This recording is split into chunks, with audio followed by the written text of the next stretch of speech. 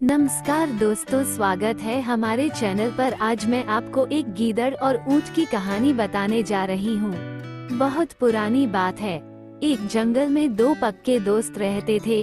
एक था गीदड़ और दूसरा था ऊंट। गीदड़ काफी चालाक था और ऊंट सीधा साधा। ये दोनों दोस्त घंटों नदी के पास बैठकर अपना सुख दुख बांटते थे। दिन गुजरते गए और उनकी दोस्ती गहरी होती गई। एक दिन किसी ने गीदड़ को बताया कि पास के खेत में पके हुए तरबूज हैं। ये सुनते ही गीदड़ का मन ललचा गया, लेकिन वो खेत नदी पार था।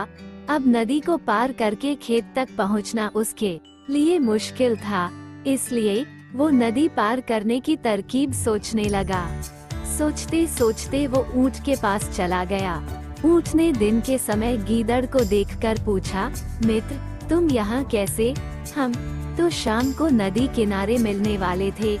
तब गीदड़ ने बड़ी ही चालाकी से कहा, देखो मित्र, पास के ही खेत में पके तरबूज हैं। मैंने सुना है तरबूज बहुत मीठे हैं। तुम उन्हें खाकर खुश हो जाओगे, इसलिए तुम्हें बताने चला आया। ऊंट को तरबूज काफी पसंद था।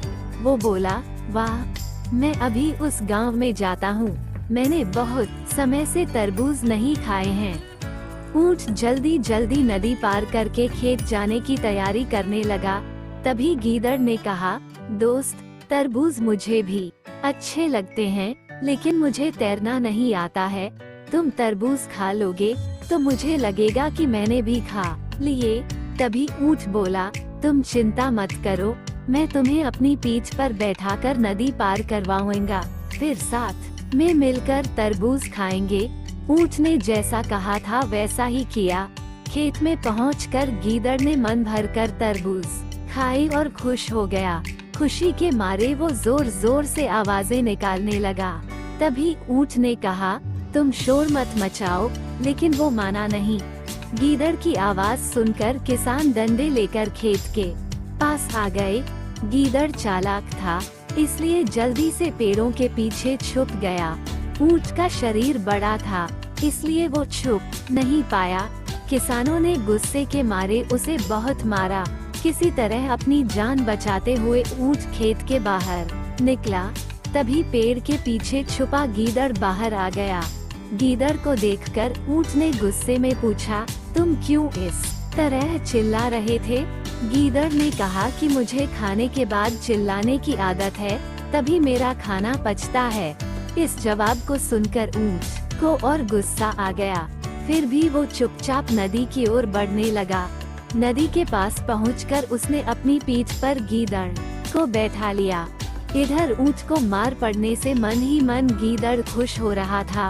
उधर नदी के बीच में पहुंचकर ऊंट ने नदी में डुबकी लगानी शुरू कर दी।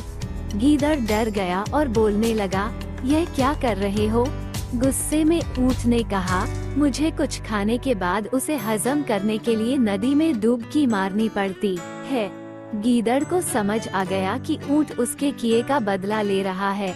बहुत मुश्किल से गीदड़ पानी से अपनी जान बचाकर नदी किनारे पहुंचा। उस दिन के बाद से गीदड़ ने कभी भी ऊंट को परेशान करने की हिम्मत नहीं की। कहानी से सीख। ऊंट और गीदड़ की कहानी से यह सीख मिलती है कि चालाकी नहीं करनी चाहिए। अपनी करनी खुद पर भारी पड़ जाती है। जो जैसा करता है उसे वैसा ही भरना होता है। कहानी पसंद आई है तो वीडियो को लाइक करें, शेयर करें और चैनल पर नए हो तो चैनल को सब्सक्राइब करें। धन्यवाद।